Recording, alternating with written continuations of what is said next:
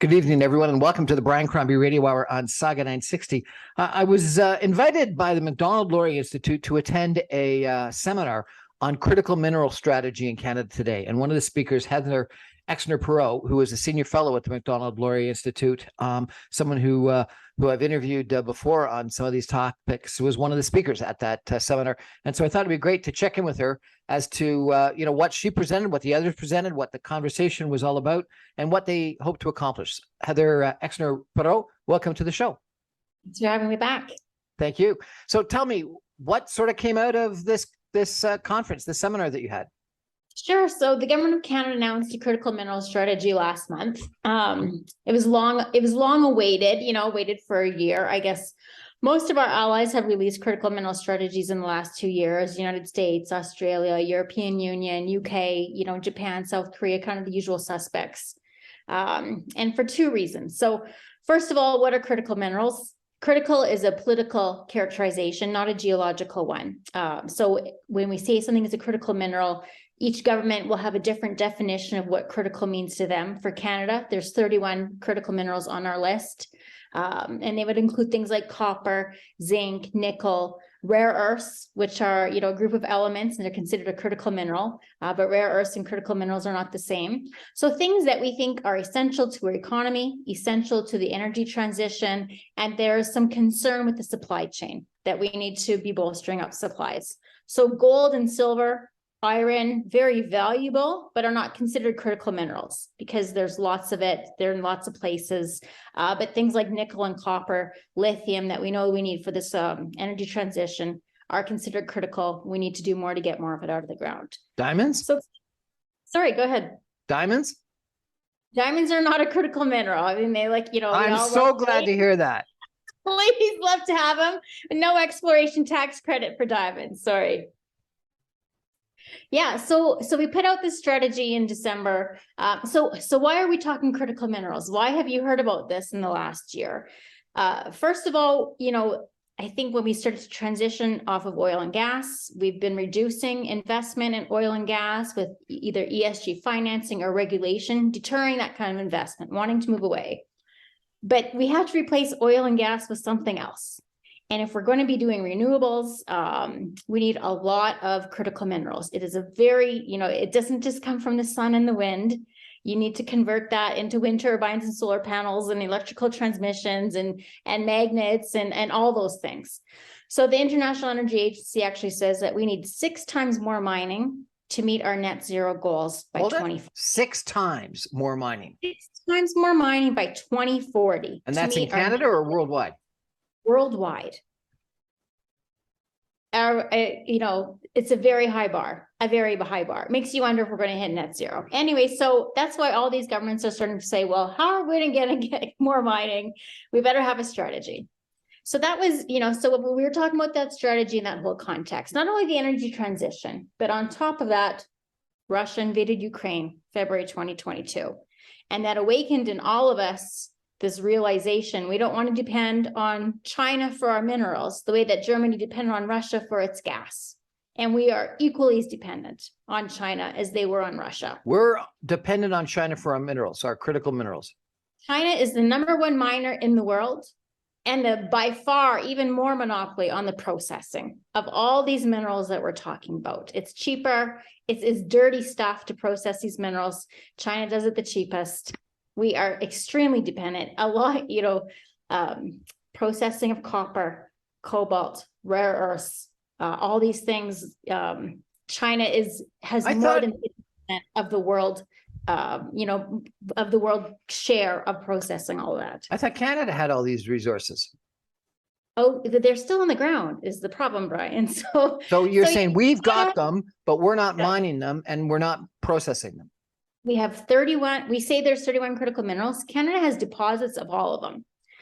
We don't have globally significant deposits of everything, but we have some of all of them. We have globally significant deposits of potash, uranium, nickel, and some other things. We have good deposits of copper, good deposits of cobalt, good deposits of iron. We have something of everything, but Canada is the second biggest country in the world. You would think we had the second most mining.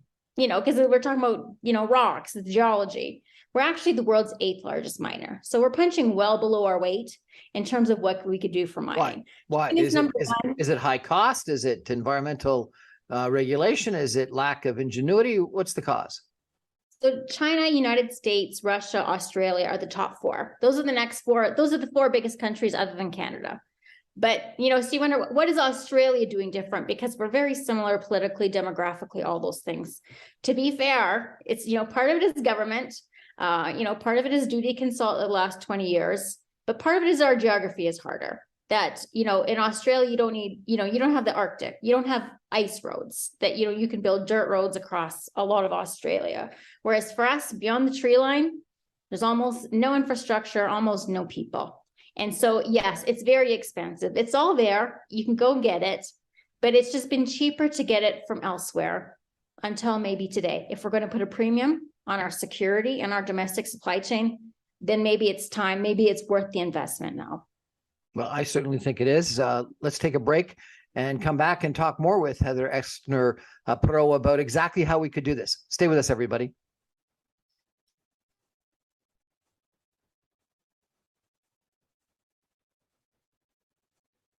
Welcome back, everyone, to the Brian Crombie Radio Hour on Saga 960. We're talking about critical minerals tonight, and it's not necessarily an issue that a lot of people get really motivated about, but it's something that I think is really critical for us to understand. You think about Canada as that hewer of water and forestry, cutter of wood, etc., and miner. We seem to have lost some of that heritage. Maybe we become infatuated with being a technology company and producing cars in southwestern Ontario. But minerals and mining are critical to us, as Heather's talked about, to geopolitical situation, to our security, etc. And it's something I think we got to pay attention to. My guest tonight is Heather Exner-Pirot. She is a senior fellow at the Macdonald-Laurier Institute. She recently was on a seminar, a big session on critical minerals, and we're going to talk a little bit about that session and what the other speakers had to say. But I got to tell you, this lady is really quite impressive. She not only is an expert on critical minerals, but I've also chatted with her quite a bit about oil and gas, nuclear power, the politics of resource development, and she focuses on Indigenous and Northern economic development issues. And so she's been very involved working with numerous different First Nations, municipal governments, and not-for-profit boards dealing with this responsibility to consult, this I think reasonable situation that we've got in Canada, that we are involving all different stakeholders. Not that should stop us from making developments and exploiting our natural resources, but we do have to consult people and make sure that everyone is benefiting from the economic opportunities that come from that. Let me just take a big step back for a second, if I could, Heather, and ask you. We've heard about the Ring of Fire in Ontario for, I don't know, decades, it seems, but nothing seems to happen. And every single premier says, we've got to invest in the Ring of Fire, and nothing seems to happen. So, what's going on? Ring of Fire is Exhibit A of what is wrong with resource development in Canada. Not a single mine has been approved in that incredible reserve. And so, honestly, I have to give the federal government credit where credit's due, that they have changed their tune on critical minerals, on mining a lot since Russia invaded Ukraine. They put it, they have this strategy. They put $3.8 billion behind it. Natural Resources Minister Wilkinson is going around praising our critical minerals, trying to make deals. So is Minister Champagne of Innovation. But they're promising a lot of things that are still in the ground. They're promising battery minerals that are from mines that aren't approved yet. And it takes 10 years in a perfect world, probably 15 years in Canada to get things done. And so, we see the future for batteries, for electric vehicles, for manufacturing. We're promising our allies. We have bilateral agreements with, half a dozen allies that we can supply some critical minerals, and these projects aren't approved. And so what we need to start focusing on is, as Minister Freeland said, fast tracking energy and resource projects. And that's where the strategy comes up short. where it acknowledges that we need to do permitting and regulatory reform. It acknowledges, the importance of involving Indigenous people, but doesn't say how. It has no plan. It has no targets. And so we're starting to say the right things, but now we have to start doing the right things. Okay, so let's focus on the Ring of Fire, and maybe take a step back and tell us where it is and what minerals are there. So it's in Northern Ontario, and it has a lot of the, the critical minerals that we're talking about for the energy transition. So, I'm from out west, so don't quiz me. There'll be some of your listeners that know better than me, but I think there's cobalt, graphite, nickel, copper, all those good ones. Okay, and am I wrong in saying that I've heard numerous different premiers from different political parties and leaders from different political parties all saying that it's something that we should be developing, and yet nothing's happened? And I think, even Premier Ford, says it's going to, under him, it's going to happen. And he's, the last kind of obstacles are going to fall under him. And a lot of it is federally regulated. It's not just under the province's remit. This needs also federal assessments. And then the other problem is that there's a lot of problem with Indigenous consultation, that some of the First Nations are for it, some are against it. And they're trying to decide whose territory, who's affected, what are the impacts, trying to get a road built. And a road, when you get a linear project, people wonder why pipelines are always, talked about and kind of that lightning rod. Any linear project, whether it's transmission lines or pipelines or railroads or roads, is going to cross a lot of territory and will need a lot of consultation all of a sudden with different Indigenous groups. Whereas a single mine might only affect one or two nations' territories. So people, it's on an Arctic swamp, a northern swamp, has no power to it, has no roads to it.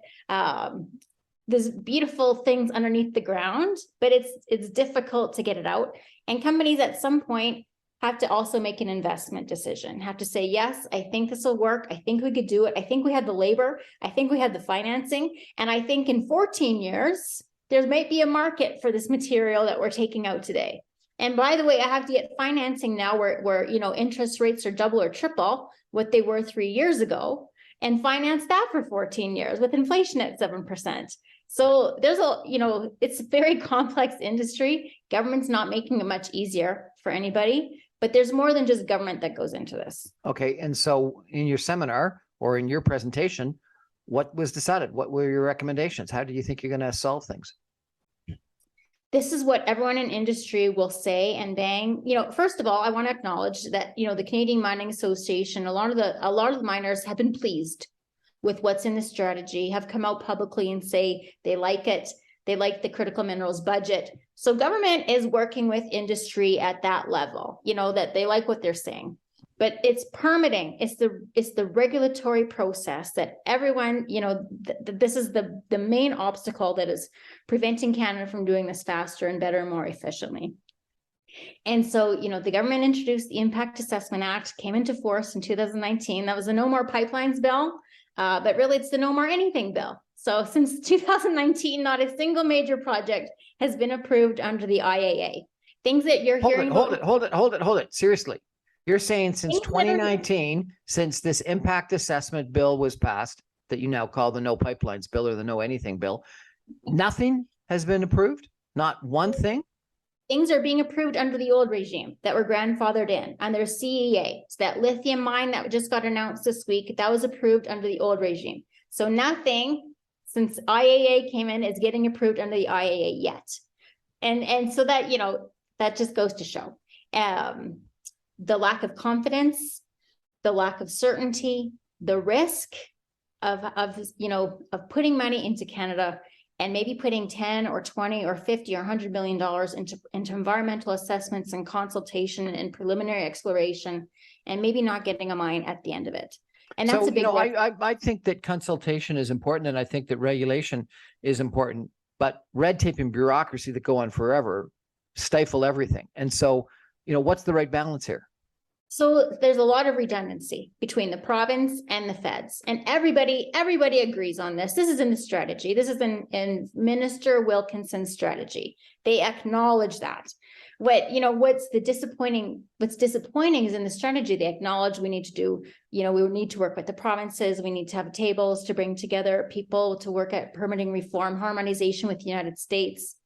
That we're in the very first initial baby steps. We're thinking about bringing people together. We're having a plan to make a plan. This tells me that we're years away from figuring out how we're going to reform our regulatory system. We're right now just planning to meet with people to talk about how that could happen. So we need to have a grown-up public discussion on having a bit better balance between, just regulating. There's nothing we're not willing to impose on a resource development company in their process. We're happy with any cost they have to face. And even this government's, where they're taking it seriously, but their instinct is to pour more money into bureaucracy so the bureaucracy can work faster, not to reduce the bureaucracy. So that's the strategy, is give the regulators more so they can do their bureaucracy faster. But we should be eliminating the bureaucracy and the overlap in the first place. Okay, I agree with that. Let me take a comparable for a second, if I could, just to see what you think. We've had a crisis with housing affordability in the Greater Toronto Area. Maybe it's not nearly as profound in Western Canada. I think it is in Vancouver, and it is in Montreal as well. The Ontario government had this big task force last spring that came forward with 55 recommendations. A bunch of them were actually implemented. Now you've got a situation right now where there's a lot of opposition to it, but it has been implemented, and they put targets of amount of housing that's got to be approved by different municipalities around the Greater Toronto every year for the next 10 years. And it's and they're putting the pressure on people. And I think the statistics are that it takes longer to get housing approved in the Greater Toronto Area than anywhere else in the Western world. And so they're trying to obviously dramatically change that. Is that the kind of effort that we need? A task force, 55 recommendations, and then a bill introduced right away, and then targets by province or by parts of provinces that you've got to approve certain things over time. I absolutely agree with that. And, in principle, I think it's a great comparison. And I think people across Canada in cities are starting to appreciate that always putting more regulations, always putting more process to permitting, always putting more cost to that eventually comes back to you, the consumer. It's not just the construction companies and the housing companies that have to pay that. Eventually you have to pay that. And that is, when you say people should care about critical minerals, Brian, it's because pretty soon your computer's going to go up, your car's going to go up, your housing costs are going up because we don't have enough of those materials. Your cell phone will go up. It's already going up because everything around you, look around, how much of that comes from minerals, comes from mining. And so all these things are going to cost more. We're not producing enough for 8 billion people. And so, yes, I feel like, and I don't know why the government 6 times increase in mining. That's unbelievable. It is unbelievable, Brian. So you better buckle up and do some carbon capture and some nuclear, because we do not have enough minerals in the world for renewable and for electrification of everything. There's no way you're going to get social license. There's no way you're going to get investment. There's no way you're going to get labor to I don't even know what the word is, sextuple the amount of mines that we have in the world today. I am telling you, S&P Global says we're $1.7 trillion short on the mining investment we would need to see to meet net zero by 2040. $1.7 trillion short in the investment we need. For the mines that we want to meet net zero. I said we need that investment by 2040 to reach net zero by 2050. Okay, so you had the seminar on this topic. Who were your other speakers? And was anyone listening? So, you get the list of who's registered, whether they watch it or not. But, we had a pretty good registration list, 370 people, which is a high number for us. Tons of CEOs, tons of government, lots of mining company interest. So there was some heavy hitters. So I think, we just need, I think we have a role to play as a think tank in having those discussions on proposing recommendations for regulatory reform. I feel like, I work a lot with some of the resource associations, mining, forestry, oil and gas. They don't always do a great job of articulating, what is it that they would want to see change? What is the reform that is needed? What would they like to see government do? And so I think we need to start having an adult conversation in Canada of there are trade-offs that we need to balance with having a regulatory process that takes a decade or longer, that has, on TMX, the pipeline where a hummingbird, can delay a project for 4 months and cost the company $100 million, the company that the Canadian taxpayer now owns, that there are costs to all these burdens and impositions. And as a realtor, you would know that firsthand. I'm not a realtor. I'm a developer, but okay, whatever. Developer. Those are all, see, I need to be educated on this. That's all the same to me. Sorry, Brian. You've said we need to have an adult conversation several times. What do you mean? Are you thinking we're talking like a bunch of kids? I think there's some sense that you can have your cake and eat it too. That you can have everything and it'll all cost the same and your supply chains will be protected and it doesn't matter who you get it from. But you'll be able as a consumer to go to Home Hardware or Home Depot and get what you need for a price that you can afford. And that the environment will be protected and that no one will be upset and that we'll have all the green space in the world and that, no hummingbird nest will ever have to be moved. And that's just not the case with 8 billion people. That there are going to be some costs to the energy transition, that we can reduce CO2 emissions by moving more towards nuclear renewables, but there will still be environmental impact on the land. There'll be, wildlife, fish, wetlands, that kind of thing will be impacted. And so we have to start accepting that there is going to be a footprint from 8 billion people. And I feel like a lot of people have gone through life for a long time thinking that that's not the case, that we can avoid all that. And is that because we've been able to get a whole bunch of cheap goods from China and we haven't, or gas from Russia, and we haven't thought about the geopolitical impact of that? I absolutely think that. So, China is an adversary. I think we're all coming around to that. Russia is an adversary, but China produces cheap goods. And we've benefited, Canadians have benefited from that. The middle class has benefited. There's fewer people in extreme poverty around the world. There's fewer people in poverty in Canada. The other thing we never talk about is shale gas. The reason why we've had this great, decade of growth, of reduction in poverty, of cheap energy is because the shale revolution of fracking, in the United States, fracking and horizontal drilling. And your gasoline bill has been pretty low for almost a decade. And those days are coming to the end. Shale is peaking because it's a non-renewable resource. All of these are non-renewable resources. And the best days of shale are very close to behind it. And it will start to have a slow decline. You told me that there was just as much shale in Canada. We're just not accessing it. Well, that's another solution. We could start accessing Canadian oil sands and shale and be the swing producer that the United States was. But the point I want is, we've taken for granted a very cheap decade where globalization and a lot of investment that happened in the last boom between 2008, 2014 have produced a decade of cheap resources, and that's coming to an end. So what's the solution? Just get rid of government bureaucracy? Just accelerate the regulatory approval process? What's the solution?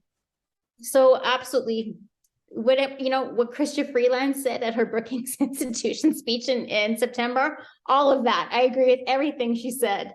Absolutely fast tracking our energy and resource projects, getting LNG to our allies, displacing Russian, gas, but also having enough energy in the world for everyone that wants it. Advancing nuclear, advancing our small modular reactors, producing more uranium, producing more potash, using, genetically modified organisms to produce more crops, get more food to people. That scarcity is the opposite of the solution. We should be doing everything we can not to have more scarcity. And again, there's another great housing parallel for that.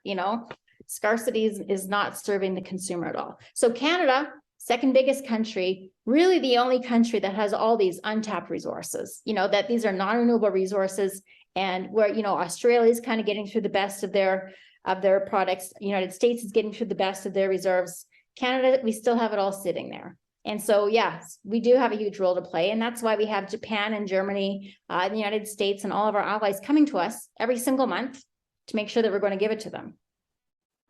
And you point out that Chrystia Freeland, our Deputy Prime Minister, our Minister of Finance, has made this very important speech that was really challenging us to achieve these goals.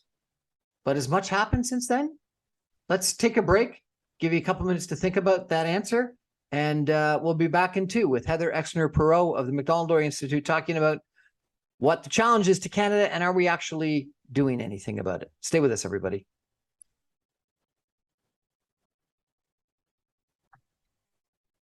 Welcome back, everyone, to the Brian Crombie Radio Hour on Saga 960. My guest tonight is Heather Exner-Pirot. She is a senior fellow with the Macdonald-Laurier Institute. She is an expert on natural resources, critical minerals, and Indigenous issues. And I got to tell you, this is one smart lady. She, as I mentioned, is the senior fellow at the Macdonald-Laurier Institute, and she's done that for the last year and almost 2 years.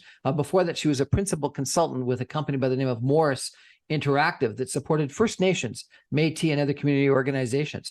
Before that, she was a global fellow with the Wilson Center in Washington, D.C., where she researched North American and Greenlandic, never heard that word before, Greenlandic Arctic issues with the Polar Institute. Before that, she was a research advisor with the Indigenous Resource Network, a board member of the Canadian Rural Revitalization Foundation, and I'm only back 2 years. I could go on for another 20. She's got a PhD at the University of Calgary in political science and government. And she is a prolific writer with Macdonald-Laurier Institute and a deep thinker. Heather, Chrystia Freeland made this big speech. Lots of different people have referred to it, and they've talked about it in regards to the attitude toward an adult opinion in regards to China, an adult attitude in regards to Russia, authoritarian governments, critical minerals, etc. But has it had any impact on actual government legislation and our government attitudes, or is it just one lone cabinet minister making her cry in the wild? I would say Freeland, but also Wilkinson have been saying all the right things. Champagne has been saying the right things. Even Minister Jolie has been saying some of the right things. But as music to a lot of their saying is music to the ears. But again, in the question of doing, no. So with LNG, Japan was, if we talk about LNG, sending the German chancellor back with nothing, saying that there was no business case. And since then they've made decade deals with Qatar, United States. The United States started out the same place as us in 2015 with no LNG export capacity. Now is the biggest LNG exporter in the world. Hold it. 2015, the United States had no LNG capacity, and today it's the largest LNG exporter in the world. 7 years later? Correct, Brian. Could have been us. 7 years. That's all it takes to go from nothing to the world leading exporter. It is in the Gulf of Mexico. Yeah, it is with Texas. It is with Texas and Louisiana regulations. Just goes to show what can happen. Same with Germany building, 2 LNG terminals, receiving in 6 months. These are the things that can happen if policy didn't get in the way. So, but your question is, have we changed anything? So no, on LNG, we haven't changed anything. Haven't been approving any new projects. The Prime Minister of Japan was here this week. They own 15% through Mitsubishi, the Japanese, in LNG Canada. That is the giant $40 billion export facility that is getting built, probably producing and exporting in 2 years. It's in phase 1. That means there's 2 liquefaction trains. And there's plans for a phase 2 with 4 liquefaction trains. That would double the amount of LNG we could export. I'm pretty sure he was here to ask Trudeau if they're going to approve that phase 2, if they would approve the phase 2. And I'm pretty sure he didn't get an answer or didn't get one that he liked. But that is the easiest way for us to get more LNG to our Asian friends, to our allies in global markets, is to approve a phase 2 of LNG Canada. And, crickets on that. So that's one. On the critical minerals, yes, the strategy is serious that came out in December. It offers a 30% mineral exploration tax credit. The mining companies love that. It offers some money in research and development and investing in, manufacturing and batteries and that kind of thing. So it's not that it's nothing. It's just that it's not nearly at the pace that we need to attract the investment to get the mines built for the IEA's goal of 6 times, even to double. Let alone 6 times mining. Let's just talk about even just doubling mining production in Canada and globally. So does it do enough? Absolutely not. The Minister Wilkinson, Natural Resources Minister, said last week, that his top priorities, 2 priorities for 2023 is just transition legislation and a big energy project in Atlantic Canada. How it is not in 2023 permitting reform, I have no idea. Here we're clowning around, talking about just transition, having Danielle Smith fight Justin Trudeau in public. all we should be talking about every day if you're the natural resources minister is permitting reform. And I'm hearing nothing on that. Okay, so why? Like, if you're saying that Chrystia Freeland made this big speech and that it is this big issue, and the natural resources minister is making the right speeches as well as Champagne and others, why aren't we talking about permitting reform? Because it'll be a fight, because people think, and we had this fight with CEA and Harper and you know, people complained so terribly about it, and that was a conservative government. Their base, the base of the Liberals, and the arrangement with the NDP will, I think, perceive any reduction in any reform to regulations as easing up on resource extraction companies and making it easier to harm the environment. And that's the adult conversation I'm talking about. I'm not talking about, you know, investing in mining or extraction. I'm talking about sometimes bureaucracy is redundant. Sometimes bureaucracy is red tape. Some things you can do things more efficiently that doesn't make them also worse. And so what are the things that we can do more efficiently, that doesn't also, doesn't go and compromise, the integrity of our environmental regulations that exist. I don't think it's an adult conversation. I think it's at times that I don't want to use the word lie, that politicians sometimes don't tell us the truth. They don't tell us that the impact of this regulation, this impact of this delay, this bureaucracy, this red tape is going to mean that we're going to have less houses, that we're going to have less mines, that we're going to have more expensive houses, that we're going to have more expensive consumer products, that are going to be subject to geopolitical security issues with Russia and China. We're not telling people the truth. No, I can't explain it, Brian, because it all seems like common sense to me. Sounds like a winning message to me. Let's grow the economy, have more, mining and oil and gas are the most productive sectors in our economy. They produce the highest wages in our economy. They're good jobs. They're great for the economy, tons of spinoffs, helps rural Canada, helps Arctic Canada, helps Indigenous Canada, because they're going to get a lot of, for the impact and benefit agreements, a lot of jobs and royalties and equity in these things, helps our allies, helps the energy transition. What is the problem here? I mean, you're asking me, I don't know why they're not doing it. So it sounds like it's politics. You're saying that it's the base of the Liberal Party and the support they're getting from the NDP that are causing this challenge right now. I think we spent 10 years saying resource extraction is bad. Man camps are bad. Trucks are bad. Blue collar workers are bad. And now we're paying the price of that. Now we've made that bet and now we're lying in it. And the bet is going to be everything's going to cost more. The energy transition is going to take longer. Okay, so Chrystia Freeland made this speech and seemed to get a lot of positive response from it. Maybe what we need is just some politicians with courage to make those adult conversation speeches and to rally people together to do the right thing. What's the use of having political capital and being a leader if you're not going to use that political capital and lead? I don't know, Brian. I don't know. You're asking the wrong person. I feel like the solutions are obvious. They know what the solutions are, but they're just not willing to do it because they're scared of public backlash. And to be fair, not fair, but in the United States, it's an internal war with the Democrats over Joe Manchin's permitting reform, whether to include in the bills, whether not to. Permitting reform has become very tricky in the United States. And so I think they just don't know how. I think they don't know how. They don't know what to put in there. They don't know the unintended consequences. They just passed the Impact Assessment Act in 2019. That took up a ton of time, a ton of political capital. I think heading into an election, maybe they just don't want to make it, kind of the signature legislation that they have to talk about and respond to every day. I don't know why. I'm speculating. I wish I knew. I wish I could understand why we aren't fast tracking and talk about permitting reform every single day. Tell me about uranium.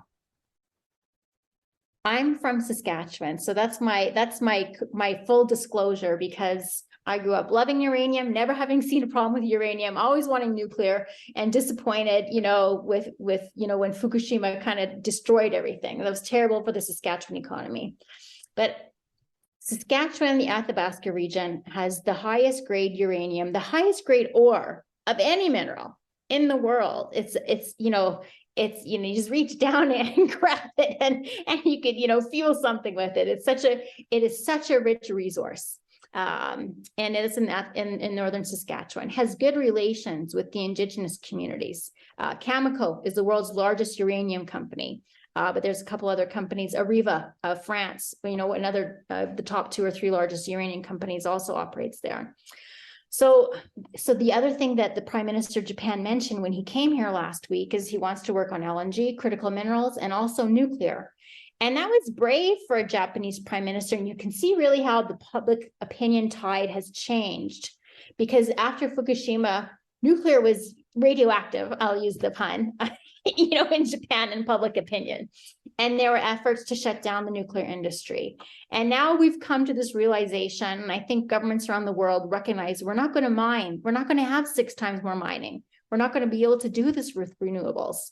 And so what are our options if we can't do fossil fuels and we can't do renewables? The answer is nuclear. And even I think last week or the week before, there was public opinion polling, I think from Angus Reid, on Canadian perspectives on nuclear. And again, there's where we've gone from a minority of Canadians supporting to a majority of Canadians supporting the idea of expanding nuclear. There is no better energy source, energy density. Anyways, it all, comes from uranium. So uranium is fairly geographically concentrated. Canada, Kazakhstan, and Australia, by far the largest producers. Northern Saskatchewan probably has the most mileage to grow.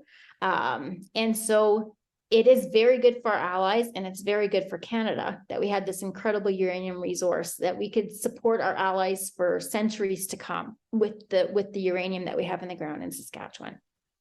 Tell me about the oil sands. What do you think we should be doing there? Now this is where your Ontario listeners might turn on me, but I'm from Alberta.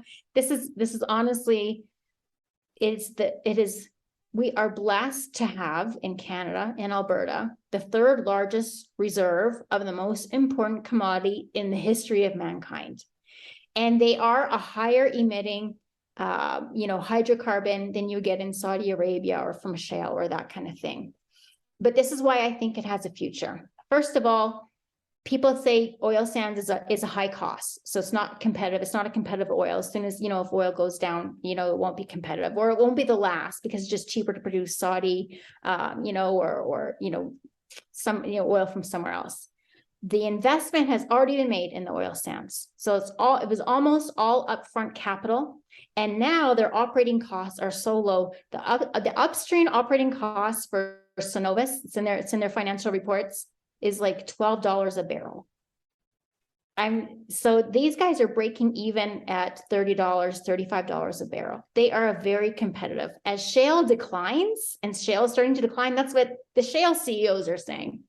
The OECD world is going to have to turn to the oil sands. So we absolutely need, for our energy security, the oil sands oil for the things we use it for today. And that's why we need carbon capture, because we cannot get off of oil sands, because the United States and Europe and Japan and South Korea absolutely needs us to produce it. So let's carbon capture the heck out of it. One nice thing about the oil sands is because it is mines and is maybe really, only half a dozen major mining operations, it's pretty easy to capture that carbon. It's pretty concentrated and it's easy to capture it. How do you capture it? I don't know, but they capture it and they pipe it. They use it. We create carbon. We'll get an engineer on the show. By the end of the year, I'll know. I'm going to write a paper on it. By the end of the year, I'll know better about carbon capture. So carbon capture is one. But the other thing is that people don't think that, after we're done with internal combustion engines, that we'll ever use oil again. And that's not true. Hydrocarbons are one of the best molecules, one of the best raw materials in the world.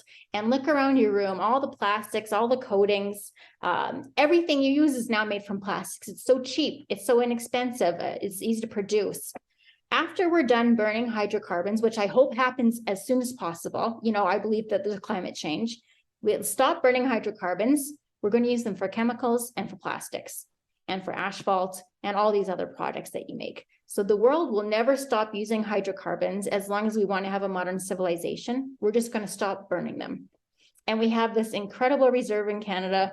The United States has burnt through their best reserves in the last decade. Ours is still just sitting there. We'll be getting $100 a barrel for it for the next 20 years. It's going to be great. You make so much sense with what you say. Why aren't people listening? I don't know. I feel like it's just become so polarized. I feel like you want to be, I don't know, it's just kind of group identity politics. And it's, again, if people could just understand the potential of carbon capture, how much money is going into it, how novel the tech is. And the federal government is putting tons of money into, for example, blue hydrogen, where you transform natural gas into hydrogen, and then oxygen. It's a very cheap way to make hydrogen. And so we're going to be doing that. The federal government has put money so that we can do blue hydrogen, so that we can make it net zero. The federal government has put in hundreds of millions of dollars into making net zero chemicals in the Alberta industrial heartland. So, so they're doing some of the right things. They see the potential. When we talk about just transition, there's no reason to transition off hydrocarbons if you're going to produce net zero chemicals and net zero blue hydrogen out of it. You know what I mean? That is a just transition. It is oil and gas workers producing a net zero product, and the feds are supporting that. There are so many areas where we are getting along, and then we just go back to Danielle Smith and Justin Trudeau trading pot shots, and it's disappointing. But it's part of the problem that there isn't, senior people from Alberta like you in the Liberal cabinet. I mean, I think that's part of the problem. We have, Randy Boystono, he wrote a article in the National Post. He's from the Edmonton MP. Poor guy, because he's just getting hammered lately, but wrote a pretty good article in the National Post today saying it's not a just transition bill, it's a sustainable jobs bill. That they're looking to create clean energy jobs, not destroy oil and gas jobs. And what a simple message. But I think there's so many people in Alberta tucked into their corner, and so many people in Ottawa tucked into their corner that, they enjoy the fight more than they enjoy the solution. People that enjoy the fight more than the solution. I think that's very apt comment. We're going to take a break for some final messages, and come back in just 2 minutes with Heather Exner-Pirot. Stay with us, everybody.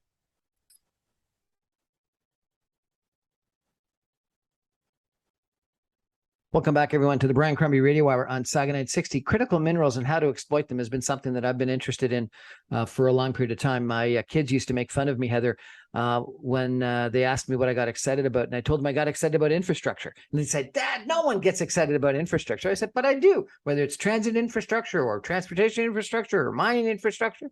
And my uncle, who actually happens to live in Alberta, in Calgary, you'll be amazed that I've got a Western connection,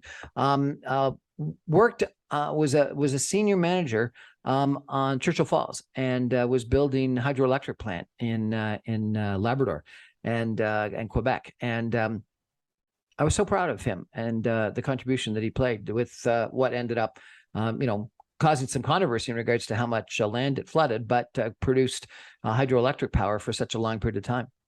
One of the things that I find really fascinating about you and your background, both from an experience standpoint as well as what you write about and study, is that not only are you very well versed in all these critical mineral issues, but you're very involved in and well versed on indigenous issues. I think you're quite right in that the partisan rancor in Ottawa and between Alberta and Ottawa has been problematic. There's no question. But part of the problem has been that we haven't had the best way to interact with Indigenous peoples in Canada. And I think that ends up being a stumbling block for a lot of people. And they almost have this very paternalistic kind of attitude that we have to permit like crazy because we've got to make sure that Indigenous people's lives and cultures and lands aren't harmed, even when they actually might prefer to have some economic benefits. So tell me, if you could, the role that you can play and what you think needs to happen to develop some of these developments, but do it in concert with and in partnership with Indigenous people. I'm so glad you asked this question, Brian, because it's an important part of this conversation. And I do work on this and think about it a lot. And it's great to, bring all this into the mainstream. But whether you like oil and gas or not, they're having really good models out of that sector to engage and involve and share wealth with Indigenous peoples. And so in the last 2 years, we've seen Indigenous equity ownership of 3 different pipelines, 2 in the oil sands area, and then the Coastal GasLink, the one that was so controversial. We are seeing, probably this week, maybe next week, there should be a regulatory decision. It'll be the first one under the IAA on Cedar LNG. This is the biggest major project, an LNG export terminal with an Indigenous proponent, the biggest one in Canadian history. It's the Haisla Nation, and they're in a 50-50, I think, with the Pembina. So this is, $2-3 billion project with an Indigenous nation as the proponent, and the major owner, half owner. And so there is a model, and they're seeing the benefits, and they're articulating on behalf of industry, because they're getting the jobs, they're getting the royalties, they're getting revenues. They have a seat at the boardroom table. They can say how, make sure it happens in a way that respects the land, that avoids, whatever the fish or the whales or the caribou, or whatever it is that, is important to their culture, that these projects can be done in a way that aligns with their culture and with their values, so much so that they're the proponent of the project. So there's a lot for mining to be learned in that, in forestry and transmission and nuclear, and people are learning it. Obviously, every resource industry in Canada is paying attention to it, and they're getting extremely good at it. So I'm optimistic on this file because we've got good models. There's a lot of interest. There's money coming in. The big policy solution, I think, is for an Indigenous guaranteed loan program. Alberta has an a guaranteed loan program for Indigenous communities so that they can get equity in the projects.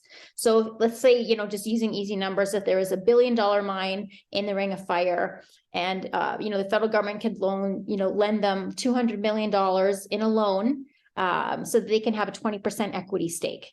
And then they'll get the royalties, they'll have a say, they'll be at the boardroom table. And with the money that you anticipate will be coming in from a cobalt or a copper mine, they repay that loan with a low cost interest. On one of the pipelines, I know in private markets, what the First Nations was offered was, between 12 and 15% capital interest on that capital, like using a credit card to buy a $2 billion pipeline. But the one thing the government has is the Bank of Canada, and they can give 2, 3, 4% interest loans to First Nations. So that is the margin that makes the difference, makes it possible for them. So this is working in Alberta. It's been working for a lot of pipeline and oil sands deals, but also transmission lines, also mines, also agriculture. It's not just oil and gas. It's any major project. This is the way to get financing, investment, regulatory risk, make sure that there's consent from Indigenous peoples. For me, this is the social license. Get the social license. It's such a good solution. It's already working. Ontario has one. There's a few more restrictions, but they have a small program. Saskatchewan has developed one. It's a no-brainer to me. Get Indigenous communities equity in the projects on their territories. Everything will move faster and better, and everyone will benefit. Everyone will benefit. Heather Exner-Pirot, thank you so much for joining us and telling us a little bit about critical minerals and the permitting reform that we so desperately need, an attitude that says that we need to have a 6 times increase in our mining. So therefore, Canada should play a role. The geopolitical reasons why Canada needs mining, the supply reasons why our computers and batteries and whatnot need our minerals, and how we can partner with our Indigenous people. I really appreciate your participation tonight. Thank you so much. Always a pleasure to speak to you, Brian. Thanks so much. That's our show for tonight. I remind you, I'm on every Monday through Friday at 6 o'clock on 960 AM, and you can stream me online, even from Calgary, Heather, at saga960am.ca. Good night, everybody.